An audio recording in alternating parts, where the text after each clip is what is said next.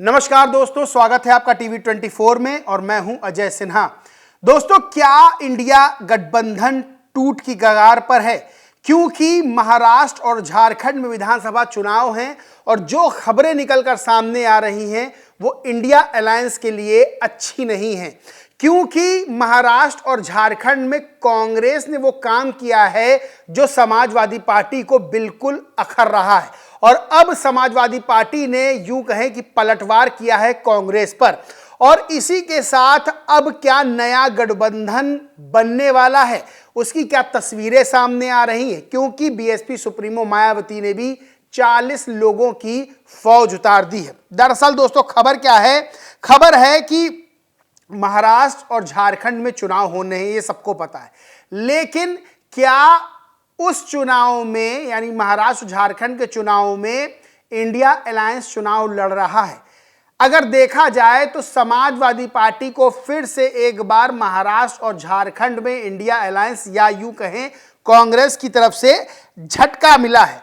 झटका इस तरह से मिला है कि महाराष्ट्र और झारखंड दोनों ही जगह समाजवादी पार्टी को शामिल नहीं किया गया है गठबंधन में और मजबूरन अखिलेश यादव ने 9 प्रत्याशी महाराष्ट्र में उतार दिए हैं, जिसमें से 7 मुस्लिम प्रत्याशी और 2 हिंदू प्रत्याशी हैं।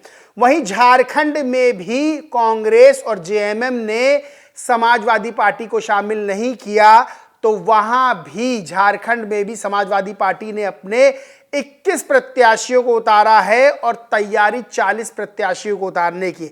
यानी सीधे तौर पर अखिलेश यादव ने अब कांग्रेस पर पलटवार शुरू कर दिया है। देखिए, उत्तर प्रदेश में 9 सीटों पर उपचुनाव होना, उसको लेकर कांग्रेस बैकफुट पर आ गई और कांग्रेस ने मन मुताबिक उसको सीटें ना मिलने पे, पसंदीदा सीटें ना मिलने पे सीधे कह दिया हम चुनाव नहीं लड़ेंगे और हम अखिलेश यादव को यानी समाजवादी पार्टी को समर्थन देंगे।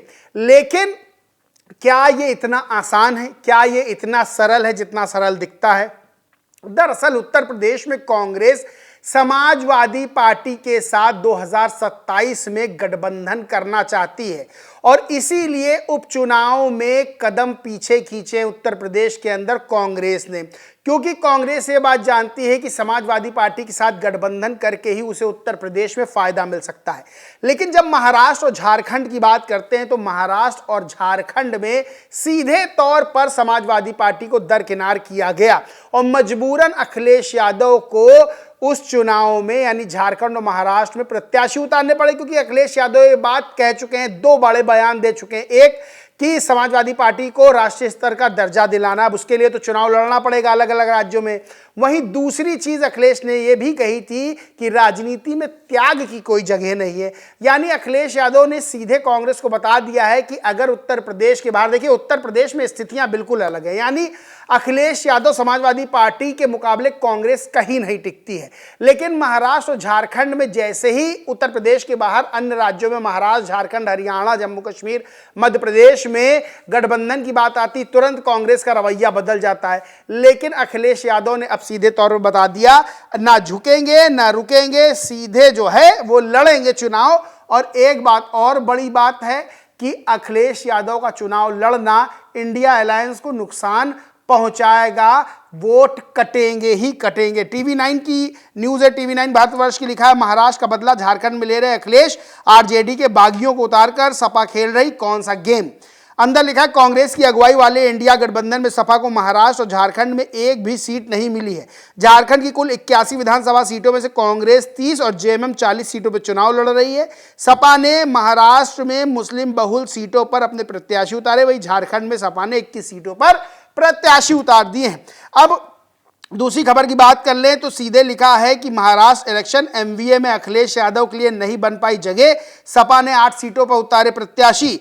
वहीं अंदर लिखा है, महाराष्ट्र चुनाव में एमवीए और सपा में सीटों को लेकर नहीं बन पाई बात, अब सपा 8 सीटों पर चुनाव लड़ रही है, इसमें से 2 सीटों पर एमवीए ने अपने उम्मीदवार नहीं उतारे हैं।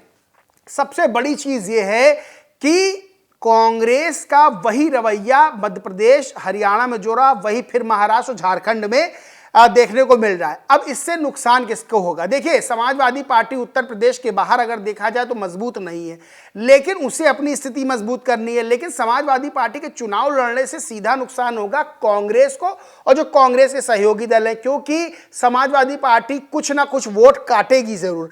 अब सबसे बड़ी चीज यह है कि क्या कांग्रेस का जो रवैया समाजवादी पार्टी के प्रति उत्तर प्रदेश के बाहर है, क्या ये गठबंधन आगे सफल होगा, आगे चलेगा? क्योंकि जब उत्तर प्रदेश में बारी आती है तब कांग्रेस समाजवादी पार्टी के पीछे पीछे चलने लगती है, लेकिन उत्तर प्रदेश के बाहर जाते ही कांग्रेस समाजवादी पार्टी को घास तक नहीं डालती, यानी बैठकें होती उसमें भी नहीं बुलाया जाता है। तो क्या अखिलेश यादव इंतजार कर रहे हैं 2027 के चुनाव का? क्योंकि अखिलेश यादव ये बात कह चुके हैं कि राजनीति में त्याग की जगह नहीं, और अखिलेश यादव ने महाराष्ट्र और झारखंड में अपने प्रत्याशी उतार के सीधे तौर पर बता दिया है कि हम पीछे हटेंगे नहीं। अब बीएसपी सुप्रीमो ने भी एक लंबी चौड़ी लिस्ट जारी की है। बीएसपी सुप्रीमो मायावती ने स्टार प्रचारकों की लिस्ट जारी की है, यानी 40 स्टार प्रचारकों की लिस्ट जारी की है, और महाराष्ट्र और झारखंड चुनाव के लिए ताल ठोक दी और यह बता दिया है कि भैया मैदान में हम भी हैं और लड़ेंगे भी मजबूती से और जीतेंगे भी मजबूती से।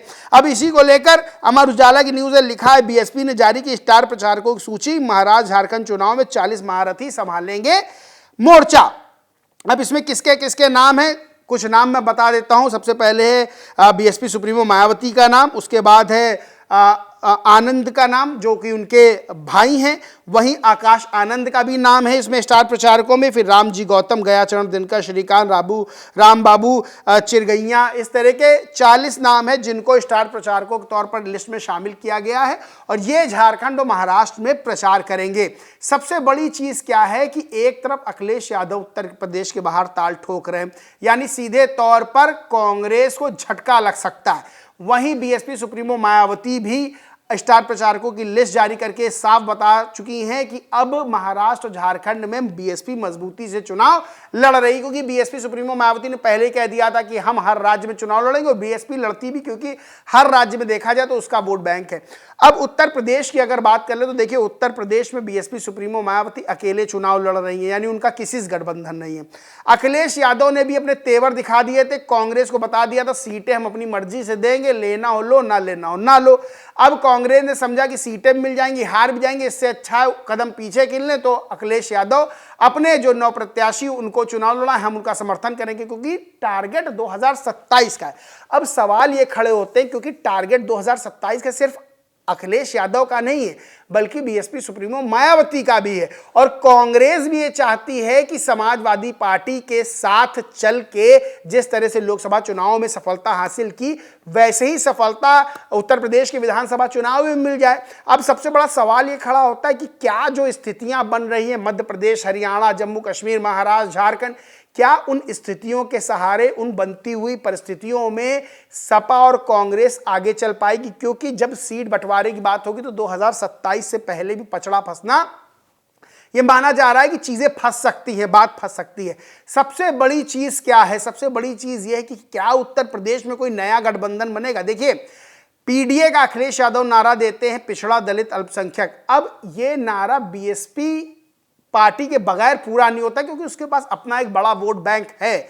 वहीं क्या इन सब नारों से, इन सब बातों से, और जिस तरह से पिछले दिनों बीएसपी सुप्रीमो और सपा सुप्रीमो के बीच धन्यवाद, आभार और थैंक यू, शुक्रिया चला था, और सबसे बड़ी बात है कि गठबंधन किसने तोड़ा, इस तरह की बातें चली थी, उसको लेकर कयास लगा जाने लगी कि अचानक ये सब बातें कैसे हो रही हैं। तो सवाल ये खड़ा होता है कि क्या 2027 से पीडीए के नारे को पूरा करने के लिए अखिलेश यादव बीएसपी से गठबंधन करेंगे?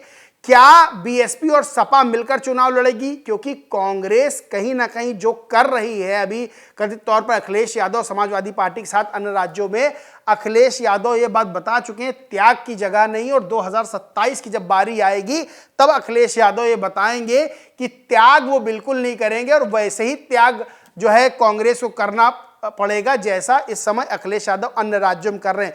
वहीं पीडीए का नारा देते हुए अखिलेश यादव ये बात तो लगातार इशारों में करते हैं कि बीएसपी भी मजबूत पार्टी है, और बीएसपी सुप्रीमो मायावती का राजनीति में स्थान क्या है। तो क्या तस्वीरें नहीं बन रही उत्तर प्रदेश के अंदर?